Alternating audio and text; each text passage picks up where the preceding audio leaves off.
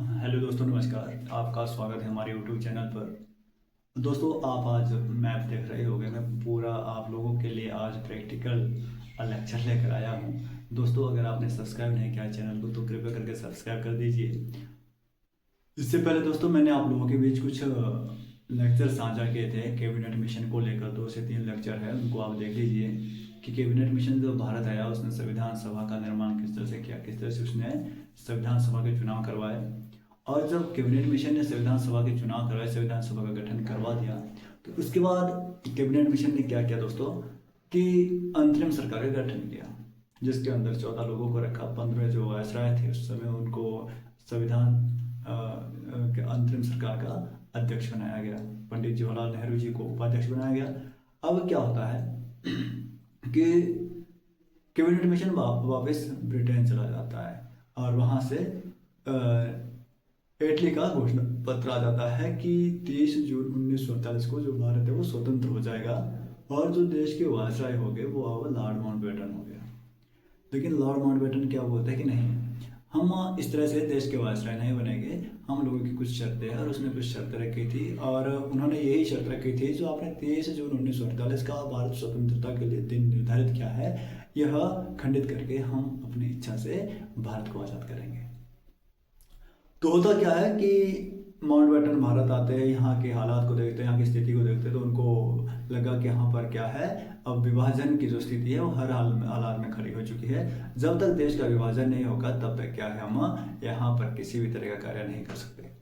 तो उसने सबसे पहले भारत का विभाजन करने के लिए क्या है, वीपी मेनन को नियुक्त किया कि एक रूपरेखा तैयार करेंगे किसकी, भारत विभाजन की। और वीपी मेनन जी वो भी एक ब्रिटिश अधिकारी थे, उन्होंने भारत के विभाजन की रूपरेखा तैयार की।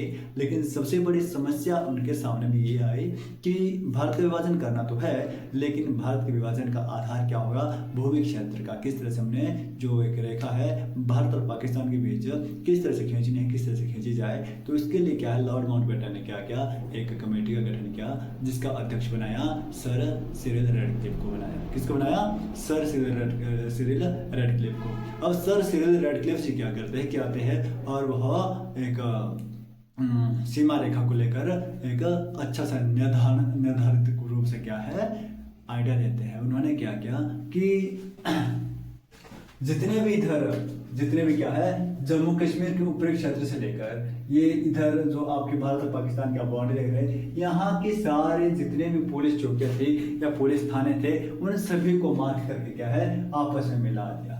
और जब इनको आपस में मिला दिया तो बताया कि यह क्या है, यही वह अब रेखा है किसकी, भारत और पाकिस्तान की, जो भारत और पाकिस्तान को क्या है अलग अलग करेंगे। ठीक है, अच्छी बात है, यहाँ पर भारत और पाकिस्तान को अलग कर दिया। अब दोस्तों, उससे पहले आपने पढ़ा होगा कि 1893 में भारत से अफगानिस्तान को अलग किया गया था। कब किया गया था, 1893 में किया गया था। 1893 में तब ये ड्यूरेंट रेखा खींची गई थी इधर से, तब ये ड्यूरेंट रेखा खींची गई थी, जिससे क्या है भारत से अफगानिस्तान को अलग कर दिया गया था। और 1935 के भारत शासन अधिनियम द्वारा, जो दोस्तों ये आप देख रहे हैं म्यांमार बर्मा, इसको भी अलग कर दिया गया था। 1935 के भारत शासन अधिनियम जो अंग्रेजों ने भारत में लाया था, उससे म्यांमार बर्मा को भी अलग कंट्री बनाई गई थी, भारत से अलग कर दिया था। उसके बाद की पहली घटना है जब जो अखंड भारत था उसका विभाजन हो गया और यह रेखा खींची गई और यहाँ से ऊपर वाला क्या हिस्सा है, यह पाकिस्तान बनाया गया। लेकिन यहाँ पर समस्या ये थी दोस्तों कि कुछ जो हमारे पूर्वी क्षेत्र में है, पूर्वी क्षेत्र में भी बहुत ज्यादा मुस्लिम आबादी रहती थी। तो मुसलमानों का क्षेत्र वो भी बोलते थे कि वो भी हमारे को चाहिए। तो यहाँ भी क्या करते हैं, जो रेड क्लिफ है यहाँ पे पुलिस थाने को सारे मार्क करके क्या करते हैं, यहाँ भी एक रेखा खींचते हैं। ठीक है, और यहाँ पर जो रेखा खींचते हैं ये पूरे स्थानों और चौकियों को मार्क करके खींचा जाता है। और इसमें सबसे बड़ी समस्या का क्या आ गई, सबसे बड़ी समस्या आती है कि कुछ के जो घर है परे चले जाते पाकिस्तान में, खेत आ जाते भारत में। वैसे यहाँ पर भी हुआ सबसे बड़ी, क्योंकि उसने तो सिर्फ पुलिस चौकियां देखी थी, पुलिस थाने देखे थे।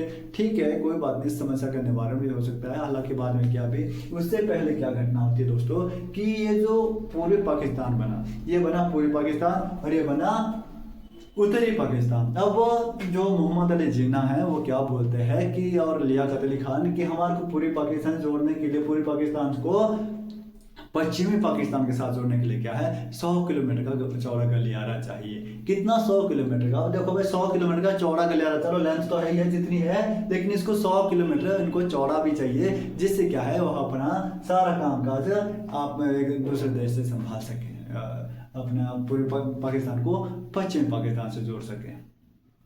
लेकिन कई भारतीयों ने हाँ भी कि कोई बात नहीं, दे देना चाहिए, इतना तो दिया है, इस गलियारे में भी क्या बिगाड़, दे दो। लेकिन समस्या आ रही है कि अगर हम यहाँ से 100 किलोमीटर का गलियारा दे देते, 100 किलोमीटर चौड़ा, तो हमारा खुद का अखंड जो भारत है वो फिर से 2 भागों में बट जाना था। तो इसमें क्या है, सरदार पटेल और नेहरू ने क्या किया, इनकार कर दिया, और हाँ पूरी पाकिस्तान इधर के रह गया, पश्चिमी पाकिस्तान इधर के रह गया, और पश्चिमी पाकिस्तान से पूरी पाकिस्तान पर थोड़ा कंट्रोल करना क्या है, मुश्किल हो गया। और उन्होंने यहाँ पर क्या कर दिया, टेरर मचाना शुरू कर दिया, आतंकवाद मचाना शुरू कर दिया, जो उनकी पुरानी हरकतें हैं। तो 1971 में क्या होता है, यहाँ के जो लोगों ने वो भारतीयों से ही मदद ली कि यहाँ से हमारे पाकिस्तान की आर्मी को भगा दो, हमारे यहाँ से स्वतंत्र करा दो। और भारतीयों ने क्या किया, यहाँ पर अपनी आर्मी भेजी और यहाँ से इसको आज़ाद करवा दिया। और उसके बाद बना दोस्तों 1971 में बांग्लादेश, पूरी पाकिस्तान का बना बांग्लादेश। ठीक है, बहुत इंपॉर्टेंट है। अब ठीक है, इससे आगे बढ़ते हैं। जो यह रेखा खींची सर सिरिल रेडक्लिफ ने, इसको जाना जाता है दोस्तों रेडक्लिफ नाम से, क्योंकि रेडक्लिफ ने ही खींची थी। और इसका जो अगर हम लेंथ देखते हैं तो इसकी लेंथ दोस्तों 3323 किलोमीटर लंबी रेखा थी। कितनी, 3323 किलोमीटर लंबी रेखा थी। इसको बहुत इंपॉर्टेंट है दोस्तों। और यह रेखा खींची कब गई, आजादी के 2 दिन बाद, मतलब कि 17 अगस्त 1947 की रेखा खींची गई। ठीक है, लेकिन अब क्या होता है, देश आजाद हो गया, 2 खंडों में बट गया, लेकिन उसके बावजूद कुछ जो 2-3-4 रियासतें ऐसी थी, कौन कौन सी थी, जम्मू कश्मीर था, जम्मू कश्मीर है ना, और दूसरा कौन था, जूनागढ़,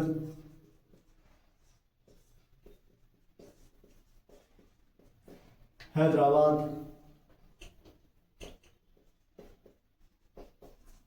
और सिक्किम।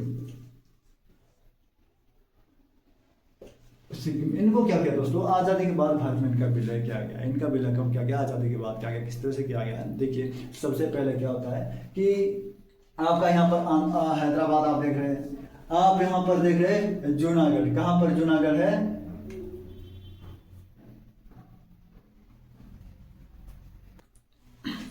जो 4 रियासतें थी, पहला हैदराबाद, दूसरा था दोस्तों जूनागढ़, तीसरा था जम्मू एंड कश्मीर है ना, चौथा था ये सिक्किम। इन्होंने क्या किया, यहाँ पर छोटे छोटे राजा रजवाड़े थे, जिन्होंने क्या कर दिया, स्वयं की स्वतंत्रता घोषित कर दी। हम क्या है, स्वतंत्र प्रांत है, स्वतंत्र रियासत है, हमारा झंडा ठंडा संविधान सब कुछ अलग होगा, हम ना भारत के साथ है ना पाकिस्तान के साथ है। ठीक है, इन्होंने क्या कर दिया, अपने आप में स्वतंत्रता अपने घोषित कर दी। अच्छा, अब जब इन्होंने स्वतंत्रता अपने घोषित कर दी, तो इसमें क्या हुआ कि भारतीयों ने सबसे पहले क्या किया, इनका विलय कर दिया। इनका विलय करना जरूरी था भारत को एक अखंड भारत बनाने के लिए, एक ही संविधान के अंदर लाने के लिए। इन्होंने क्या किया, इन जो चारों को है, क्योंकि चारों कोने में अलग अलग कोने में हैदराबाद है, जूनागढ़ है, यहाँ सिक्किम इधर है और जम्मू कश्मीर इधर है। सिक्किम को छोड़ दिया कि चलो ठीक है, जम्मू कश्मीर को भी छोड़ दिया चलो ठीक है, लेकिन जो जूनागढ़ और हैदराबाद थे, इनका विलय बहुत ही जरूरी था, है ना। अब इनका विलय कैसे करवाया गया, सबसे पहले जूनागढ़ हुआ दोस्तों 1947 में है। जूनागढ़ कब, 1 नवंबर 1947 में आकर क्या करवाया गया, जनमत संग्रह करवाया गया। जनमत का मतलब दोस्तों 1 नवंबर 1947 जूनागढ़ में क्या है, 1 नवंबर 1947 को क्या करवाया गया, वोटिंग करवाई गई। कैसी वोटिंग करवाई गई कि आप लोग अब खुद आज़ादी के बाद अब इनको बताया गया कि खुद तुम लोग डिसाइड करो कि तुम पाकिस्तान के साथ रहना चाहते हैं या भारत के साथ रहना चाहते हैं, भारत में विलय करना चाहते हैं या पाकिस्तान में विलय करना चाहते हैं। अब समस्या क्या थी, जो जूनागढ़ का राजा था वो था मुसलमान, राजा था मुसलमान, जबकि जो जूनागढ़ में अधिकतर लोग थे या प्रजा थी वो हिंदू थी। अब प्रजा क्या बोलते, नहीं हमने तो भारत की ओर जाना है, वहीं हमारा धर्म है, वहीं हमारा क्या है, अच्छा ये अच्छा जो राजा है उनका वो था मुसलमान, वो क्या चाहता था, नहीं हम उससे अच्छा पाकिस्तान के साथ चले जाएंगे। तो वहाँ पर ऑप्शन क्या बचता है, जनमत संग्रह का। वहाँ पर क्या है, वोटिंग करवाई गई और वोटिंग के माध्यम से क्या है, अधिकतम लोगों ने क्या कहा कि हमने भारत की ओर जाना है और इसका भारत के साथ क्या क्या कर दिया, विलय कर दिया। ठीक है, जूनागढ़ का विलय कर दिया। उसके बाद बारी आती है हैदराबाद की। हैदराबाद फिर अपने लिए अलग स्वतंत्रता मांग रहा है कि नहीं हम तो स्वतंत्र, हम भारत के साथ मिलेंगे नहीं, ना हमने पाकिस्तान के साथ मिलना, हम स्वतंत्र है। तब क्या होता है, हैदराबाद में 7 सितंबर 1948 को, हाँ 7 सितंबर 1948 को यहाँ पर क्या होता है, यहाँ पर एक क्या चलाया जाता है, अभियान चलाया जाता है, कानून चलाया जाता है। यहाँ पर क्या चलाया जाता है, एक ऑपरेशन चलाया जाता है जिसको बोला जाता है ऑपरेशन पोलो। 7 सितंबर 1947 को क्या चला गया, ऑपरेशन पोलो। क्या चलाया गया दोस्तों, ऑपरेशन पोलो चलाया गया। ऑपरेशन पोलो में क्या था, यहाँ पर पटेल ने क्या किया या नेहरू ने क्या किया, उन्होंने दोनों ने मिलकर क्या किया कि यहाँ का जैसे ही राजा ने घोषणा कर दी कि हम लोग क्या स्वतंत्र है, हम लोग भारत में विलय नहीं करेंगे, ना पाकिस्तान विलय करेंगे, तो यहाँ की जो जनता थी, कुछ जो भारत के हित में थी या भारत में क्या अपना विलय चाहती थी, उन्होंने आंदोलन करने शुरू कर दिए। उन्होंने राज्य के अंदर, इसके प्रांत के अंदर क्या है, विरोध करना शुरू कर दिया। विद्रोह करना शुरू होने के कारण क्या है, यहाँ पर सांप्रदायिक दंगे होने शुरू हो गए। और जैसे ही हुए तो यहाँ पर क्या, शांति को स्थापित करने के लिए यहाँ से नेहरू ने और पटेल ने क्या किया, आर्मी भेजी। लेकिन आर्मी कैसी भेजी, इसीलिए इसको ऑपरेशन पोलो कहा जाता है कि आर्मी की ड्रेस में नहीं, पुलिस की ड्रेस में भेजी गई, पुलिस की ड्रेस में। और चारों ओर से धीरे धीरे इनकी जो भारत की आर्मी है वह हैदराबाद में अंदर घुसती रही किसमें, पुलिस की ड्रेस में। और उनको क्या लगा कि हमारे को जाने, हमारी ही पुलिस है। और पुलिस की ड्रेस में जो आर्मी अंदर गई, उन्होंने धीरे धीरे क्या है, राज्य को अपने वश में ले लिया, राजा को क्या है, गिरफ्तार कर लिया। और यहाँ से क्या होता है, हैदराबाद का 7 सितंबर 1948 को भारत के साथ विलय किया जाता है। ठीक है, उसके बाद आती बारी जम्मू एंड कश्मीर की। जम्मू कश्मीर में क्या होता है, दोस्तों, जम्मू कश्मीर का राजा था हरि सिंह।